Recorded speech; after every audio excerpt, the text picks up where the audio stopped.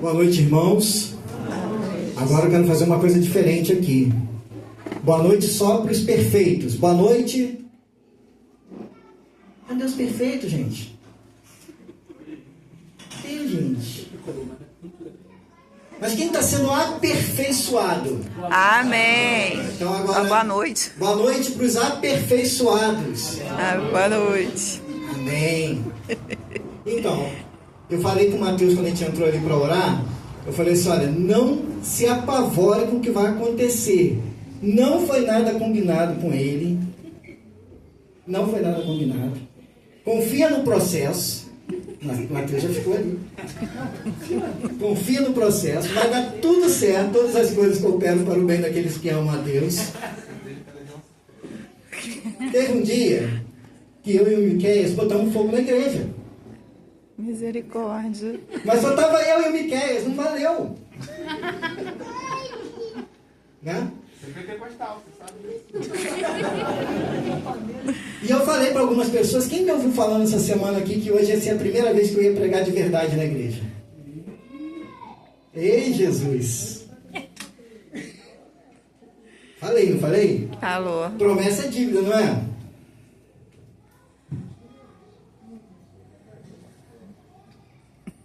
Confia. Aqui, No processo. você vai fazer aquilo que você me perguntou, não? Uhum. Sim.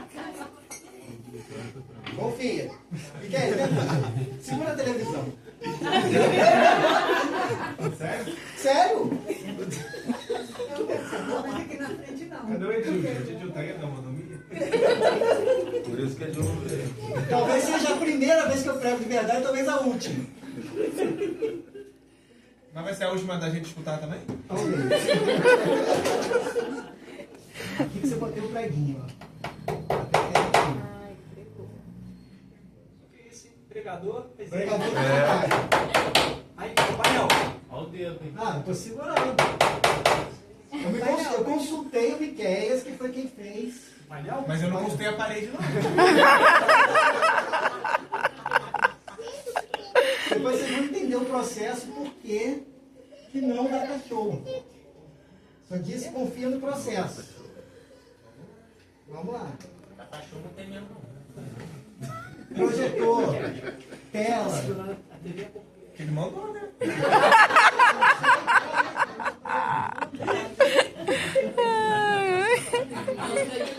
Por que não amo? É. O cara vai pregar pentecostal, meu filho. Eu vou falar o quê? Ô, Glória.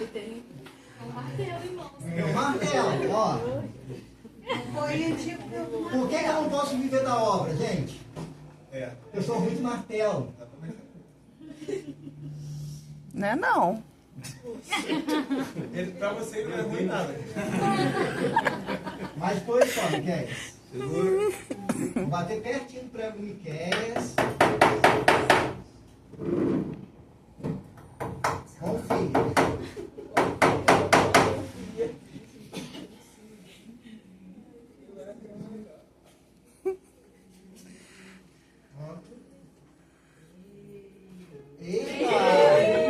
Larga a TV, não. Confia. Pode, agora pode. Parabéns, Miquel. Seu trabalho é Pra não ter erro, ó, não tem dó de não. Pronto. Agora sim. Agora, mais uma vez, querendo que vocês confiem, qual o texto que a gente precisa abrir? Errado, Mateus 5,48. Confia.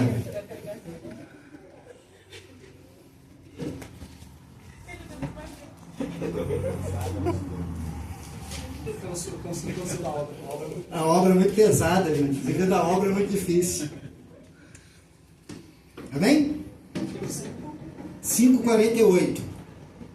Eu peguei uma Bíblia da Kelly, toda marcadinha e bonitinha.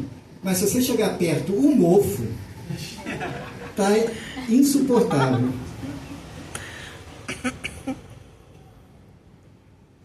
Deixa eu só colocar aqui, senão eu me perco no horário. Depois eu vou falar aqui até meia-noite, depois vocês vão falar. Misericórdia. Misericórdia. Pois é. Amém. Vamos lá. Mateus 5,48. Sede vós, pois, perfeitos, como é perfeito o vosso Pai que está nos céus. Olha o que essa palavra traz para a gente. Jesus estava proferindo o Sermão do Monte. Ele estava falando para a gente como a gente deveria proceder na igreja, como a gente deveria proceder com o próximo, como a gente deveria proceder com Deus, como a gente deveria proceder com as coisas em relação à nossa vida espiritual e à nossa vida civil, material, de relacionamento com os irmãos.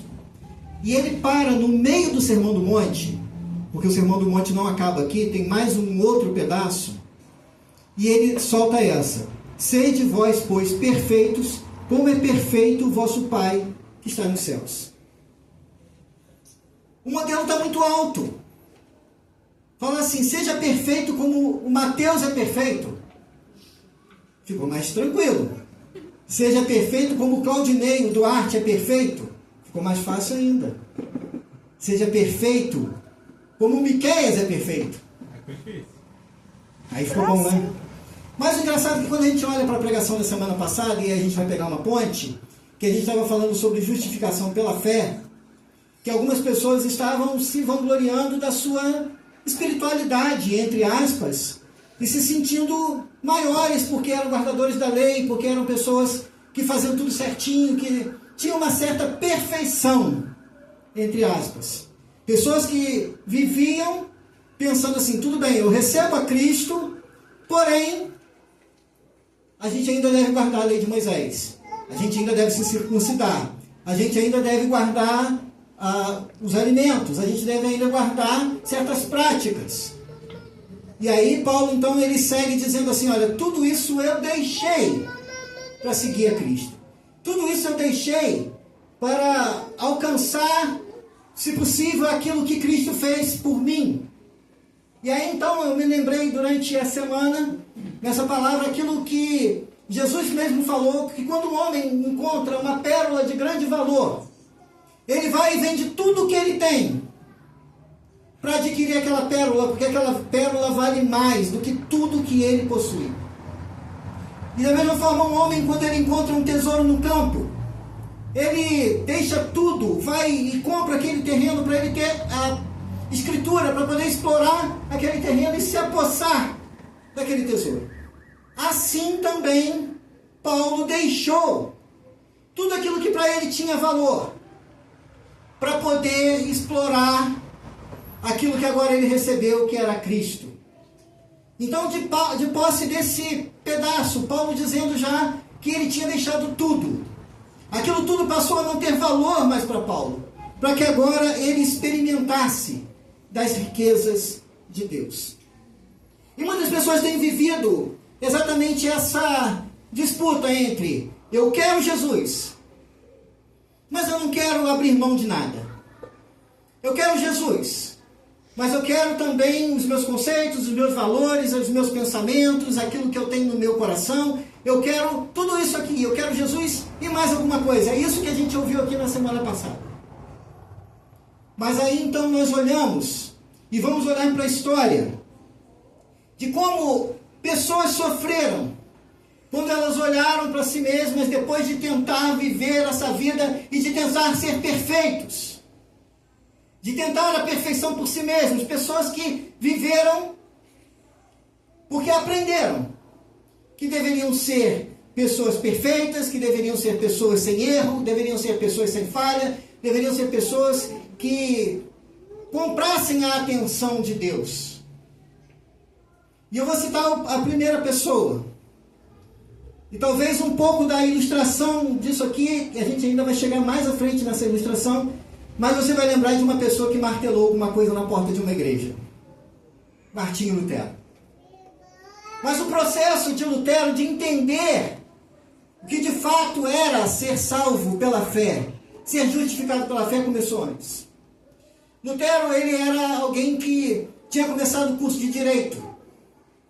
Mas em um determinado momento da vida dele, ele estava andando junto com um amigo e um raio ao lado dele caiu sobre o amigo e o amigo morreu fulminado. E ele exclamou: misericórdia, Deus, se eu for salvo, me tornarei monge. E aí então ele vai para o mosteiro e passa ali, abandona o curso de direito e vai fazer teologia, vai para o monastério. E ele passa ali de 1505 a 1515, sofrendo uma grande angústia. Ele passa 10 anos de aflição, tentando ser perfeito, fazendo jejuns, orando de madrugada, orando horas por dia, se penitenciando, até mesmo se chicoteando, e sempre com aquela sensação de que não era perfeito, sempre com aquela sensação de que nada que ele fazia conseguia aplacar o seu pecado. Lutero, ele passa 10 anos dentro do monastério, lendo a Bíblia, estudando teologia, estudando tudo. Mas Lutero não consegue encontrar perfeição no seu coração. E ele segue angustiado. E ele já formado, doutor em teologia, preparando uma aula sobre Romanos, fazendo exegese do texto grego de Romanos. No capítulo 1 de Romanos, no versículo 17, ele lê: visto que a justiça de Deus se revela no Evangelho de fé em fé, como está escrito, o justo viverá pela fé. E de repente o Espírito Santo abre o seu coração, ilumina e faz isso. Peraí. O justo não viverá pelos seus esforços. O justo viverá pela fé. Não é justo aquele que se esforça, mas aquele que crê. Não é justo aquele que faz o melhor no sentido de ser o mais religioso, mas é aquele que deposita a sua confiança em Cristo, então ele entrega a sua vida de uma forma plena, e então ele entende. E ele é sufocado 2 anos no seu coração com aquela mensagem, aquilo queimando no seu coração, ele não podia dizer nada, mas ele via as pessoas sofrendo ao seu lado. Toda vez que ele ministrava a missa ali, durante aqueles 2 anos, ele se sentia angustiado, algo preso dentro do seu coração gritava, e ele precisava dizer: o justo viverá pela fé. E ele vê pessoas vendendo indulgências, que era o perdão do Papa aos pecados. Pétio, que era o comerciante de salvação, dizia assim: cada vez que a moeda cai no gasofilácio, uma alma pula do purgatório. E ele, de repente, então escreve 95 teses. No dia 31 de outubro de 1517, prega na porta da igreja. E aquilo se torna um grande movimento, e aquilo se torna algo que explode em muitos países da Europa, e aquilo se torna incontrolável. Mas aí eu quero avançar 1,5 século na frente. A igreja aprende a viver pela fé, a igreja aprende a viver entendendo que o justo viverá pela fé. Mas que fé é essa? É uma fé apenas de entender, ou uma fé de crer, e de se depositar, e se lançar, e se jogar? E aí avança um pouquinho mais, e eu vou falar de um homem chamado Philipp Jacob Spener, criador do pietismo, pastor luterano. Esse homem, dentro da igreja luterana, ele percebe 150 anos atrás que as pessoas estavam agora sendo batizadas na igreja, vindo aos cultos, contribuindo, domingo após domingo, mas você não via a vida das pessoas crescer, não via a vida das pessoas evoluir, você não via as pessoas se santificarem, você não via a vida das pessoas ser transformada, simplesmente as pessoas aderiram a um pensamento: ah, eu creio em Jesus, então está tudo certo, estou caminhando direito e eu vou ser salvo. E aí esse homem se incomoda, ele não cria uma nova igreja, ele começa a criar grupos de crescimento espiritual na igreja, que são as escolas pietatis, que são a mãe das células que hoje nós fazemos na nossa igreja e outras igrejas fazem, que eram grupos de oração, de intercessão, de busca, de aprendizado da palavra, de estudo, de compartilhamento das pessoas. Isso nasceu há 350 anos atrás. Eu quero dar mais um avanço um pouquinho. Inglaterra, 1729. Havia um homem chamado John Wesley. Ele cresceu dentro da igreja anglicana e ele tinha esses mesmos conflitos que Lutero tinha. Ele vivia atormentado por não ser aceito por Deus. Ele vivia atormentado porque ele não experimentava aquela perfeição que a palavra de Deus dizia que ele deveria ter. Ele olhava para si e ele dava esmola aos pobres, ele visitava hospitais, ele visitava presídios, ele estudava, orava, jejuava 3 vezes por semana, ele fazia todas essas coisas, se colocou na posição de ser missionário. Ele monta o Clube Santo. Jovens que se reuniam na universidade para buscar, para orar, para interceder, para viver uma vida de espiritualidade saudável. Mas ele não tinha uma experiência profunda com o Espírito Santo no seu coração e por isso ele se sentia vazio, ele se sentia cansado, ele se sentia sem a presença de Deus, ele sentia que nada daquilo que ele estava fazendo estava trazendo qualquer resultado para a vida dele, e ele se coloca numa posição e ele vai para a Inglaterra para ser missionário e ele pensa assim, só me resta uma coisa, ir pregar para os índios. E esse homem então ele pega e vai.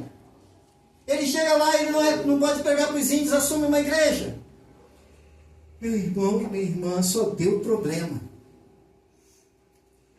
Ele passou algum tempo ali pastoreando a igreja nos Estados Unidos.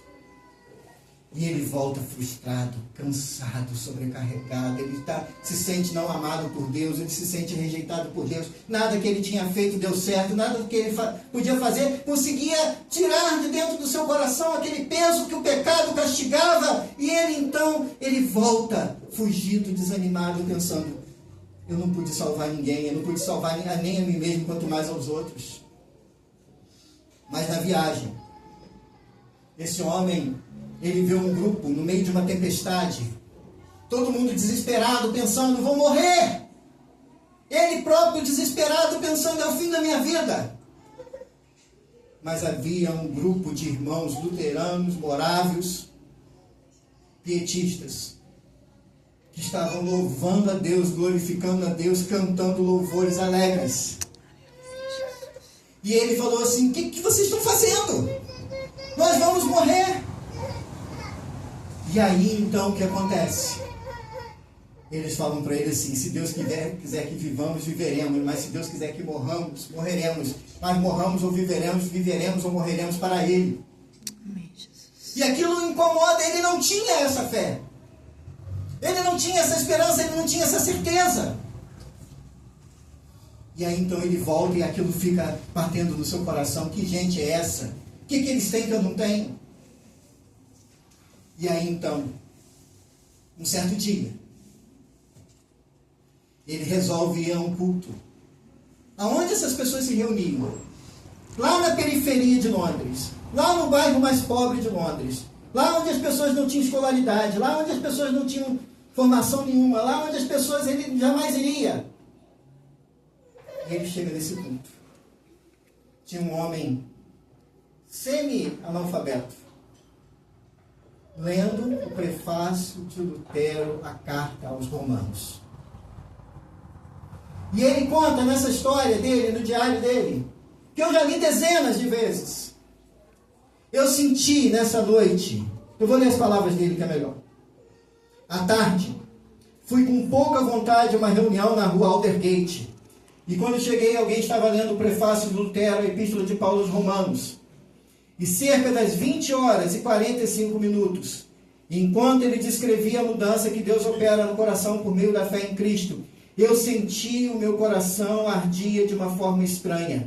Senti que confiava em Cristo, somente em Cristo para a salvação. E me foi dada a certeza de que Ele havia tirado os meus pecados, sim, os meus pecados, e me salvo da lei do pecado e da morte. Quero falar para você um pouquinho de mim agora. E talvez você esteja pensando assim, aonde que encontra o texto dessa noite? Calma, confia no processo. Eu sou pregador desde os 14 anos de idade. Dos 14 aos 17 anos de idade, eu passei por muitos caminhos que você jamais imagina. Pregação em praça pública, plantio de igreja, trabalho de libertação, trabalho em casa de recuperação. Santa Lúcia. Eu estava com o pé para ir para a África aos 17 anos de idade. Mas a minha vida estava cansativa, cansado.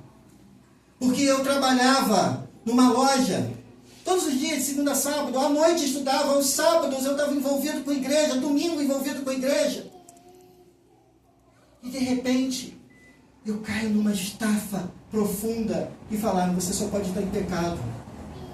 Mas eu estava cansado, sobrecarregado, e nada daquilo que eu estava fazendo, apesar de estar fazendo para Cristo, nada daquilo estava resolvendo a minha vida.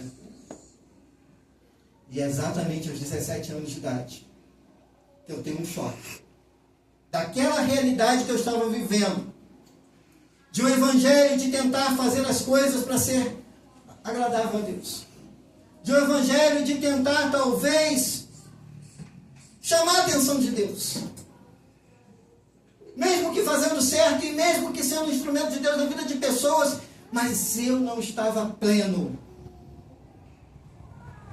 E de repente, eu encontro John Wesley. E eu descubro que eu não era diferente dele. E eu descubro que eu precisava desse Cristo. E eu precisava desse Jesus. Desse mesmo Jesus que chamou Lutero, desse mesmo Jesus que chamou Spener, desse mesmo Jesus que chamou Wesley, desse mesmo Jesus que tem chamado pessoas há séculos, com um propósito. Sede vós, pois, perfeitos, como perfeito é o vosso Pai que está nos céus. Mas como a gente leu em Filipenses, Ele mesmo está fazendo a boa obra em nós. E há de aperfeiçoá-la até o dia de Cristo Jesus. Não é você que está fazendo a obra para ser perfeito. É Ele que está fazendo a obra para que você seja perfeito. É então nós vamos entrar em Filipenses. Agora sim. Filipenses 3,12. Não que eu tenha já recebido ou tenha já obtido a perfeição, mas prossigo para conquistar aquilo pelo qual também fui conquistado por Cristo Jesus. Irmãos, quanto a mim, não julgo havê-lo alcançado, mas uma coisa faço, esquecendo-me das coisas que para trás ficam e avançando para as que diante de mim estão, prossigo para o alvo, para o prêmio da soberana vocação de Deus em Cristo Jesus. Todos, pois, vós que somos perfeitos, tenhamos esse sentimento. E se porventura pensais de outro modo, também isso Deus vos esclarecerá. Todavia andemos de acordo com o que já alcançamos. Irmãos, sede imitadores meus e observai os que andam segundo o modelo que tendes em nós. Pois muitos andam entre nós, dos quais repetidamente, muitas vezes eu vos dizia, agora vos digo até chorando, que são inimigos da cruz de Cristo. O destino deles é a perdição. O Deus deles é o ventre, e a glória deles está na infâmia, visto que só se preocupam com as coisas terrenas. Pois a nossa pátria está nos céus, de onde também aguardamos o Salvador, o Senhor Jesus Cristo, o qual transformará o nosso corpo de humilhação para ser igual ao corpo da sua glória, segundo a eficácia do poder que ele tem de até subordinar a si todas as coisas. Portanto, meus irmãos amados e muito saudosos, minha alegria e coroa, sim, amados, permanecei desse modo firmes no Senhor. Amém, Jesus. Olha só o que a gente tem aqui. Paulo, ele começa essa perícope, que é uma continuação, capítulo 3 inteiro, poderia ser somado como um texto só. Lembrando que quando a Bíblia foi escrita não tinha capítulo nem versículo, então era realmente um corpo só, a gente divide para facilitar. E ele continua dizendo, não que eu tenha já recebido ou tenha já obtido a perfeição. E essa palavra perfeição aqui, Paulo vai citar 18 vezes no Novo Testamento. Ela é teleios. E aí a gente fala assim, então quando eu brinquei com vocês a respeito de ser perfeito, eu quero dizer que num primeiro momento você pode sentir que você não é perfeito, Porque o nosso padrão de perfeição é um padrão de perfeição segundo aquilo que a gente julga ser perfeito. Mas esse padrão de perfeição que Jesus usou aqui, em Mateus 5,48, que também é teleios, é a mesma palavra que Paulo usou 18 vezes, e que foi usado por Mateus, é a mesma palavra. Ela não significa perfeição no sentido de ausência de falhas, ausência de erro, falta de pecado, ou perfeição no sentido de que eu não preciso da cruz. Mas o sentido perfeição aqui é aquele que alcançou maturidade e entendeu a sua necessidade de dependência de Deus. Quando você olha para o Sermão do Monte, você deve olhar e dizer assim: eu consigo fazer tudo isso? Não, eu consigo dizer assim: Senhor, tem misericórdia de mim. E para que eu seja suficientemente perfeito da maneira que o Senhor quer, age na minha vida e transforma a minha vida. Era a sensação de quem estava ouvindo o Sermão do Monte, era de perceber que precisava da ajuda de Cristo para ser perfeito conforme Ele estava dizendo que a gente deveria ser perfeito. Então Paulo olha que Paulo está no fim da vida. Ele já tinha feito 3 viagens missionárias, tinha plantado várias igrejas, tinha escrito várias epístolas. Ele estava no fim da carreira escrevendo as 3 últimas epístolas. Portanto, se ele escreveu 12 ou 13, ele já tinha escrito 10 no mínimo. Praticamente 2/3 do Novo Testamento, mais um pouquinho. E esse homem diz assim: eu não alcancei a perfeição. Porque eu quero dizer para você que você é perfeito no sentido de que você está no caminho do processo. Mas você ainda não é perfeito porque você ainda pode aprofundar o seu relacionamento com Deus. Porque você está no caminho. Ser perfeito não significa ausência de pecado, ausência de erro. Ser perfeito é entender aquilo que foi cantado: Deus me ama. E o seu amor é incondicional. Deus me ama. E porque Ele me ama, Ele está fazendo uma boa obra em minha vida. E Ele há de concretizar até o dia da vinda de Cristo Jesus. A perfeição você vai alcançar, a perfeição plena, no dia de Cristo. Ou no dia da sua morte, quando você for ao encontro do Senhor, ou quando Ele vier para buscar a sua igreja, e então instantaneamente aqueles que estiverem vivos serão transformados. Mas até nisso você está no processo, há um processo acontecendo aqui. E ele fala: não que eu tenha já recebido, eu tenha obtido a perfeição. Mas o interessante aqui é que ele diz assim: mas eu prossigo para conquistar aquilo para o qual também fui conquistado por Cristo Jesus. Para que eu fui conquistado por Cristo Jesus? Para que você foi conquistado por Cristo Jesus? Qual foi o motivo que Cristo te salvou? Talvez você possa dizer assim: Cristo me salvou para me levar para o céu. Meu irmão, isso é muito pequeno. Ele me salvou para me livrar do pecado. Meu irmão, é muito mais que isso. É muito mais que isso. Ir para o céu é só a cereja do bolo, meu irmão. Tem um bolo inteiro embaixo disso aqui, recheado. Aquele bolo maravilhoso, com chantilly, chocolate, calda de... Imagina aí um bolo gostoso. Brigadeiro. Embaixo dessa cereja, o bolo da Camila. Maravilhoso. Mas antes disso, o processo que Paulo estava dizendo era: Ele me chamou para algo. E esse algo é me tornar perfeito, como perfeito é o Pai que está nos céus. O quanto disso vai ser aperfeiçoado na minha vida é o quanto me entrego. O quanto disso vai ser transformado, o quanto a imagem de Deus vai ser transformada na minha vida é o quanto eu me lanço. Talvez você esteja vivendo num processo de deixar coisas na sua vida. E você submete a sua vontade à vontade de Deus. E você submete os seus desejos ao desejo de Deus. E você ora incessantemente: Deus me muda o meu coração. Deus muda a minha vida. Deus me transforma. Deus faz algo em mim. E esse processo Deus vai mudando e você vai se parecendo mais com Cristo. Lembra? Perigo esse campo aqui.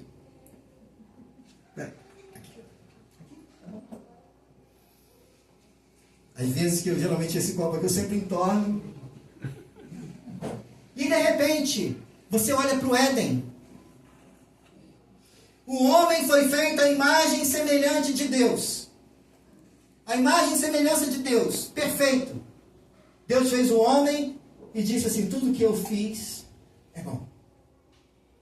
O homem feito à imagem e semelhança de Deus. E de repente, o homem se desvia, peca, se afasta de Deus. A sua imagem é manchada. A sua imagem é ferida. Ele não tem mais. Quem olhava para o homem ali, pecador, ele não tinha mais a imagem de Deus, mas do inimigo de Deus, rebelde, obstinado, idólatra. O homem não era mais a imagem e semelhança de Deus. É expulso do paraíso. Deus promete que aquilo seria reformado, transformado, mudado no tempo certo. Alguém nascido da mulher, da semente da mulher, esmagaria a cabeça da serpente. E Deus foi revelando isso século após século, por todo o Antigo Testamento, dizendo como seria essa transformação. E quando Cristo nasce, as pessoas esperavam uma transformação social, uma transformação política, esperavam uma transformação na vida de Israel, a glória de Israel, mas Jesus estava vindo para reformar a imagem de Deus no homem e na mulher, nas pessoas. As pessoas deveriam olhar para Jesus e falar assim, essa é a imagem do Deus invisível, primogênito de toda a criação. Essa é a imagem de Deus que nós precisamos olhar e precisamos ser restaurados. Essa é a imagem de Deus que precisa ser reformada em nossas vidas. Essa é a imagem de Deus que eu devo seguir. Esse é o modelo da perfeição que Deus quer de nós. Eu lendo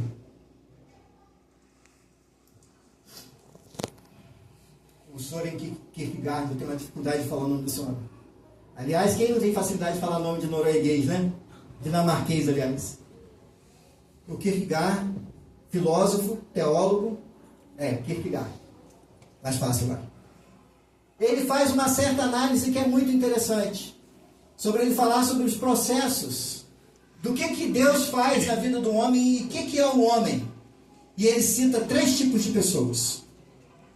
A primeira pessoa é a pessoa que está vivendo um estágio estático. É o homem natural. É o homem que não conhece Deus. É o homem que vive segundo os seus instintos. É o homem que vive segundo a sua natureza. É o homem que não se importa com a vida espiritual. É o homem que vive para viver. Vive para os prazeres.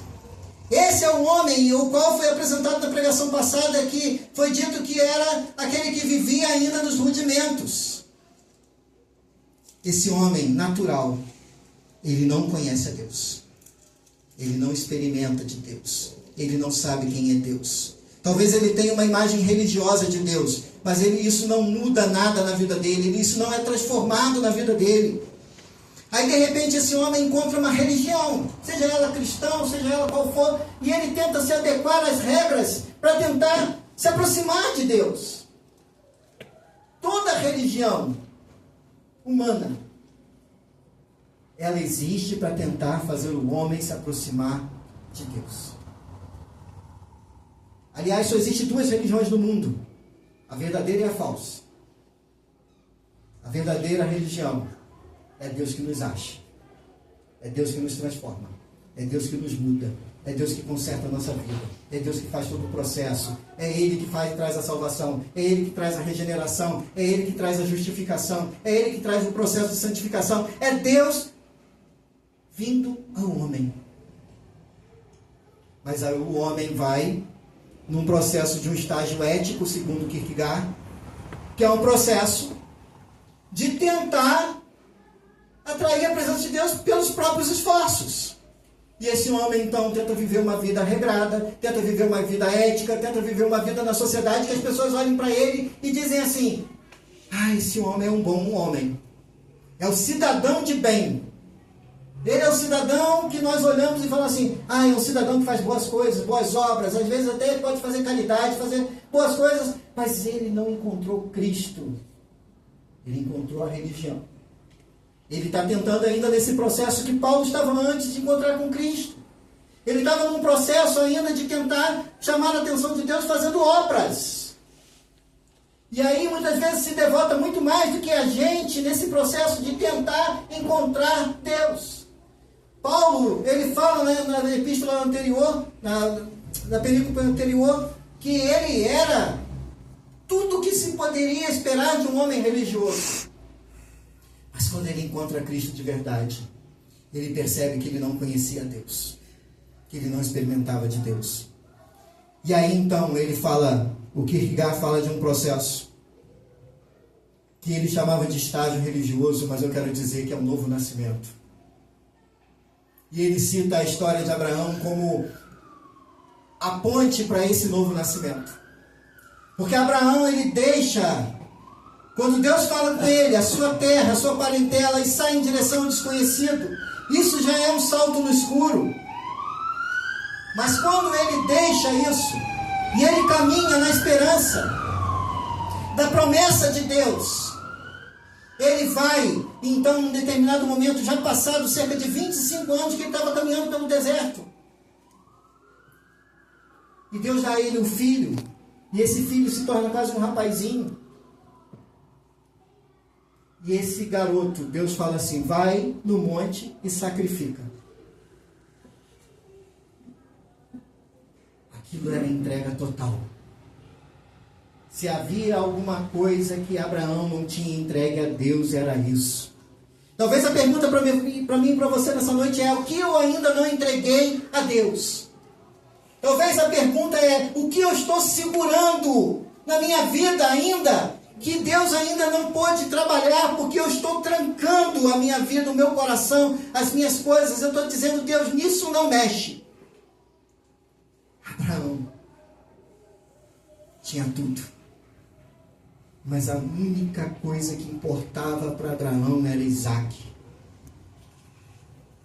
E Abraão, quando ouve a palavra de Deus, vai, sobe o monte e sacrifica. Abraão pega a lenha. Abraão pega os servos. Abraão pega o filho. Abraão sobe o monte. Abraão monta o altar. Abraão bota a lenha. Abraão afia a faca. Abraão amarra o garoto. Abraão levanta o punhal. Ele está pronto para matar. E Deus diz, não faça isso, porque agora eu sei que você crê. Porque agora eu sei que você realmente entregou tudo para mim. Talvez Deus esteja hoje olhando para você, montando um altar,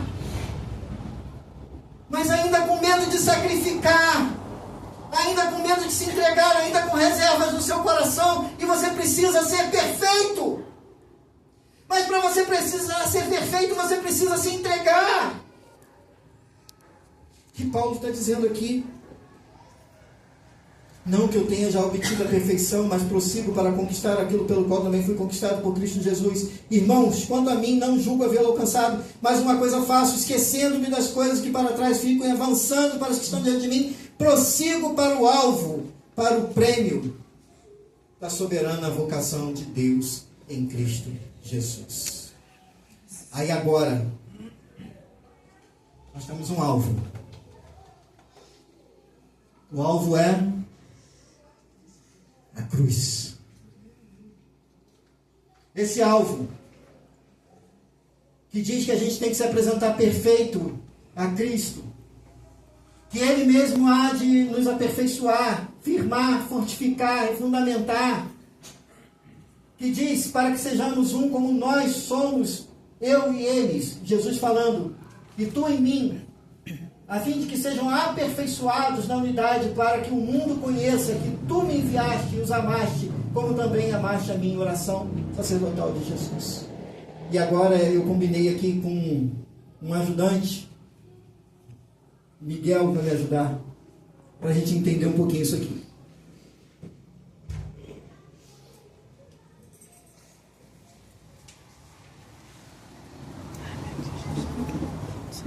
Quando Paulo fala de prosseguir para o alvo,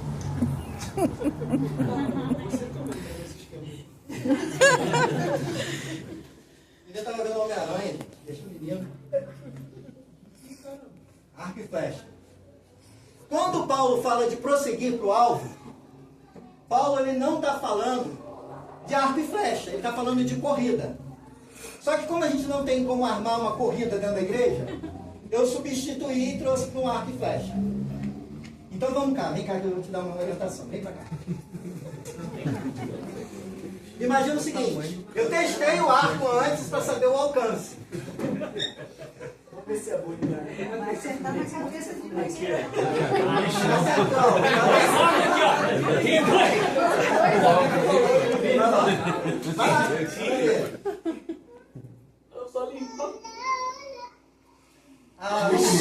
Está muito longe. Quase. Tenta daqui para ver. É melhor que você não senta Brilho de repente na frente assim. Ó, só ali. Ainda não deu. Tenta queimar a roupa, tenta daqui. Aí tem que dar, né?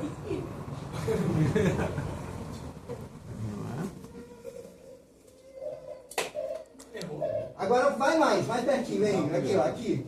Vamos lá. Pega essa, pega essa.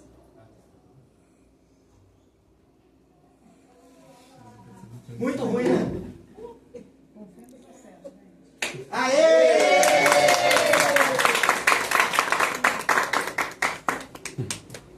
Entendeu o processo?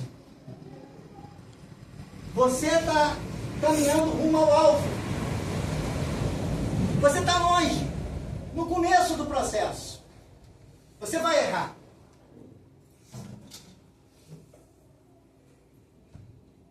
Você não vai acertar de primeira.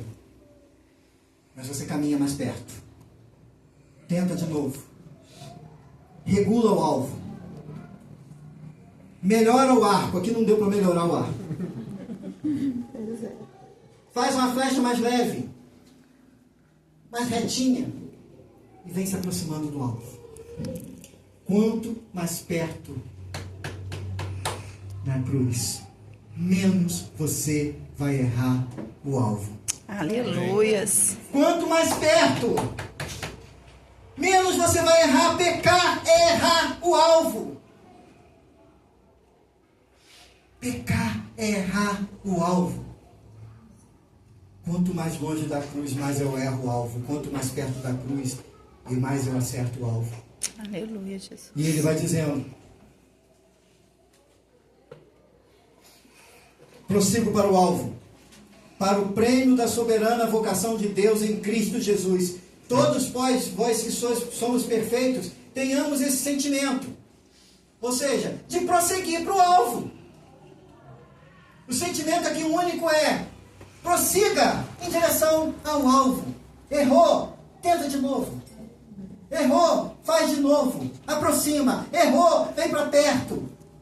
Não é para você errar e desistir. Não é para você errar e largar. Não é para você dizer não é para mim. É para chegar perto.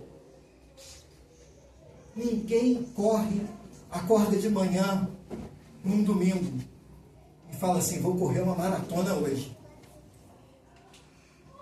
Como é que alguém corre uma maratona? Primeiro você corre 1 quilômetro, 2, 3, 4, 5. Vai melhorando. Vai ganhando condicionamento físico. Vai aprendendo a respirar. Vai aprendendo a dar a passada, a regular a passada. E pouco a pouco você vai aprendendo a correr. Eu vou contar uma experiência rápida aqui. De 300 anos atrás, quando eu estava no tiro de guerra. A primeira vez que saiu aquele batalhão de 100 homens para correr, dali da Praça do Suspiro, até na fábrica de Filó. Servia, claro. Saiu com o diploma de honra ao mérito. Olha a cara de militar. Saiu com o diploma de honra ao mérito, você acredita nisso? Um dos 10 melhores do pelotão. É sério, tem um diploma. Seguindo, né? Isso aí, as críticas da oposição que não vai mudar. Então nós saímos correndo. Vamos embora, gente. Vamos lá para Filó. Saiu aquele batalhão de homem correndo, sem ordem, sem nenhum preparo, sem nenhum condicionamento. Todo mundo ofegante. Aquela coisa horrorosa. Voltou todo mundo morrendo. Ai, meu Deus. Aí de repente o sargento falou assim: peraí, eu vou ensinar vocês a correr. E aí a primeira vez a gente foi até a Filó. A segunda vez a gente passou pelo Vale dos Pinheiros e saiu ali pelo Country Club e veio. A terceira vez a gente correu, fez esse percurso, deu 10 voltas em volta da Praça do Suspiro. Está repreendido, meu Deus. E teve um dia, isso não é história de militar, nem história de pescador, não. Eu estava com o princípio de pneumonia. Eu falei com o sargento: eu não posso correr. Ele falou assim: vou colar do seu lado, confia no processo. E aí então nós fomos correr, fizemos esse processo, nós fomos até Frivel e voltamos, eu com o princípio de pneumonia e ele do meu lado dizendo: Duarte, toda vez que um homem está caindo, ele ainda tem 50% das forças. Então traz isso para a sua vida. Quando você pensar que você está caindo, você ainda tem 50% das forças. Você ainda não está caindo. Você precisa só reorganizar suas forças, chegar mais perto e crer no processo que Deus está fazendo na sua vida, a boa obra que Ele está fazendo na sua vida. Então todos nós que somos perfeitos, perfeitos aqui, lembra, não é aquele que não peca, aquele que não erra, mas é aquele que está se aproximando. Talvez eu não seja perfeito, mas eu sou o marido perfeito para Kelly. Amém, é verdade. Porque eu faço o meu melhor. Eu estou tentando todo dia corrigir e fazer o meu melhor. Então, ela vê o meu esforço. Ela vê o quanto eu estou me sacrificando para ser um marido perfeito para ela. É verdade. Isso é ser perfeito. Quero falar outra coisa que é perfeita. Imagina o seguinte: quem gosta aqui daquele PF?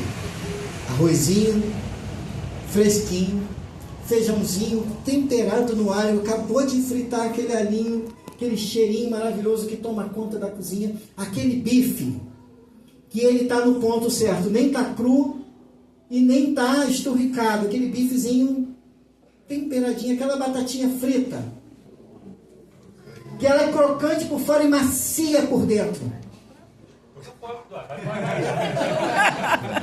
Você imagina que você fala assim: cara, eu estou com fome. Aí você fala assim: você está com fome de quê? Aí eu quero comer um arrozinho, um feijão, um bifinho e uma batata frita. Eu não estou querendo comer nada sofisticado, não estou querendo uma barca de frutos do mar, eu estou querendo arroz, feijão, bife e batata frita. E quando eu como aquele bife, como eu como aquele arrozinho que está fumegante, acabou de sair da panela, aquele feijãozinho que está, aquele cheiro, eu falo assim: está perfeito. Vou dar um exemplo de perfeição. Nós hoje fomos para a casa do Vitor e da Camila. Comer um bolo de chocolate. Mas não só isso. A Camila fez uma costelinha de porco. Estava perfeito. Estava perfeito. Eu tive que ser educado. Eu comi 3 pedaços. A Kelly foi menos educada, comeu 4. E eu olhando para a panela e falou assim: você é educado. Mas eu fui educada também. Ela falou que podia repetir. Estava bom? Demais. Era a perfeição. Então a perfeição muitas vezes não é o que você imagina ser perfeito. É aquilo que está cumprindo o seu papel. Ser perfeito, ser teleios, é cumprir o seu papel. A palavra na sua raiz quer dizer o fruto que alcançou a maturidade, está no ponto de colheita. É isso que significa. É estar no ponto certo, exato. Isso é a perfeição. Todo você que está no ponto, no caminho certo, você é perfeito. Então, vira para a pessoa do seu lado e fala assim: você é perfeito. Você é perfeito.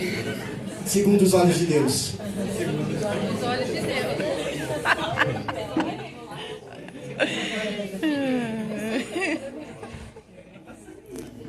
Irmãos, engraçado que o cara que falou que ainda não era perfeito, ele fala assim: irmãos, sede meus imitadores, como, né, irmãos, sede imitadores meus e observar os que andam segundo o modelo que tendes em nós.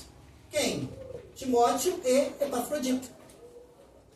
Olha como a gente tem procurado agradar a Deus. Olha como a gente tem procurado. O esposo já foi embora há muito tempo. Escrevi 100 páginas, tá? 100. Escrevi um livro. Sério. Nunca mais me convide para pregar 3 vezes antes que eu escreva um livro. Tô brincando. Pode convidar. Depois dessa também não sei se... E seguindo, né?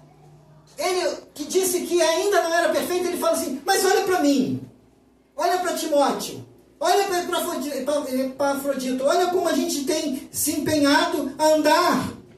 Olha para os que andam segundo o modelo que tendes em nós. Pois muitos andam entre nós, dos quais repetidas vezes eu vos dizia, e agora vos digo, até chorando, que são inimigos da cruz de Cristo.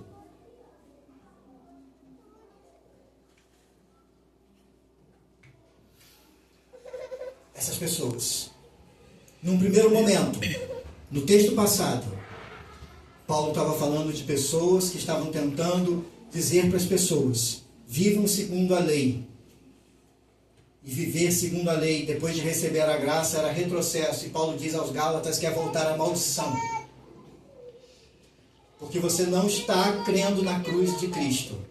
Toda vez que você tentar agradar a Deus pelos seus próprios esforços, você está negando o sacrifício de Cristo e você se torna inimigo da cruz de Cristo.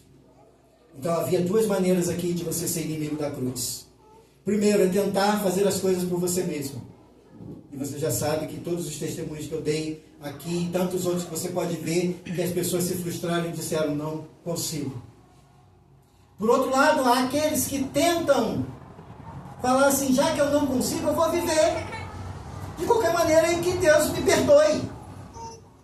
Tem gente vivendo assim hoje na igreja, Deus perdoa tudo, Deus é amor. Tem gente vivendo hoje dessa maneira, dizendo assim, no fim das contas, Deus vai perdoar todo mundo. No fim das contas, Deus vai pegar e vai falar assim, todo mundo vai para o céu. E vai fazer uma grande festa e vai tirar todo mundo do inferno e falar assim, beleza, agora todo mundo já purgou os pecados e vão para o céu todo mundo e vão festejar pela eternidade. Não é isso que a Bíblia diz. Havia pessoas que estavam no meio dessa pregação de Paulo, dizendo, prossiga rumo à cruz, prossiga rumo ao Evangelho, prossiga rumo a ser perfeito, rumo ao alvo. E alguns estavam dizendo assim, não, eu vou viver segundo a lei. Outros dizendo assim, não, eu vou viver, já que Cristo me resgatou, já que Cristo me salvou, eu vou viver de qualquer maneira, eu vou viver para os meus prazeres. Eu vou viver para fazer as minhas vontades. Ele vai dizendo aqui, pois muitos andam entre nós, dos quais repetidas vezes eu vos dizia, e agora eu vos digo até chorando, que são inimigos da cruz de Cristo. O destino deles é o céu. Está escrito aqui? O destino deles é a perdição. O Deus deles é o ventre, e a glória deles está na sua infâmia, visto que só se preocupam com as coisas terrenas. Quando você realmente está no processo de Deus, as coisas desse mundo começam a não ter mais sentido para você. Certos lugares começam a não te agradar mais. Certas companhias começam a não te fazer bem. Certas escolhas você começa a olhar e dizer assim, isso aqui não está enchendo o meu coração. E se você vai para um lugar e você se sente incomodado, porque você está no processo e agora as coisas desse mundo começam a ser olhadas por você e você começa a dizer, peraí, eu não posso viver desse jeito.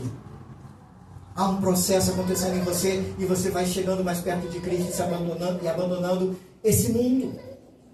Porque não pode servir a 2 senhores, ou serve a Cristo, ou serve aos prazeres do mundo. Ou serve a Cristo, ou então serve aos prazeres da sua carne. E essas pessoas estavam vivendo para satisfazer o ventre, a carne, a vontade, o desejo.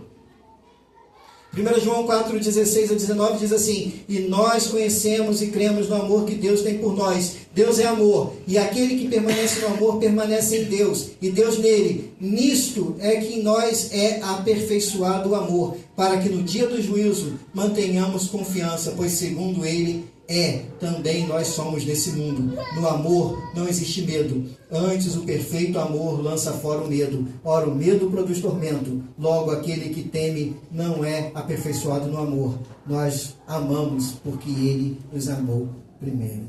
Amém, Jesus. Caminhar em direção ao alvo, caminhar em direção à cruz, é ser aperfeiçoado em amor. Eu reconheço o amor de Cristo. E eu sou profundamente grato.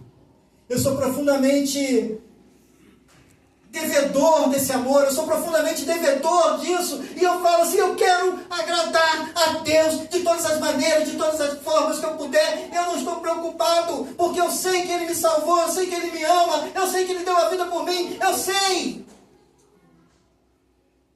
Mas eu quero agradar a Cristo com a minha vida. Eu quero estar mais perto da cruz. Eu quero estar mais perto do alvo. Eu quero estar mais perto. Eu quero caminhar para mais perto. Mas toda vez que eu caminho para mais perto, eu fico mais longe de quem eu era. Uma vez, Jesus conta uma história falando sobre quem era o próximo de um homem. Mas ele fala de mim e de você. Ele fala que um homem estava caminhando por uma estrada deserta.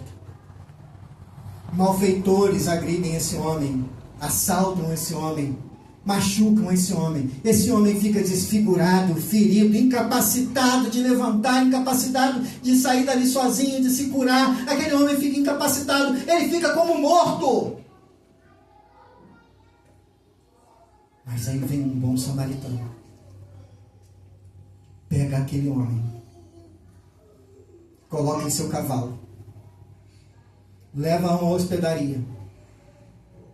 Chega ali na hospedaria, diz ao homem que tomava conta da hospedaria, naquela época não existia hospital, por isso a hospedaria, e diz assim: cuida desse homem até que eu venha, e quando eu vier, eu pagarei a você tudo.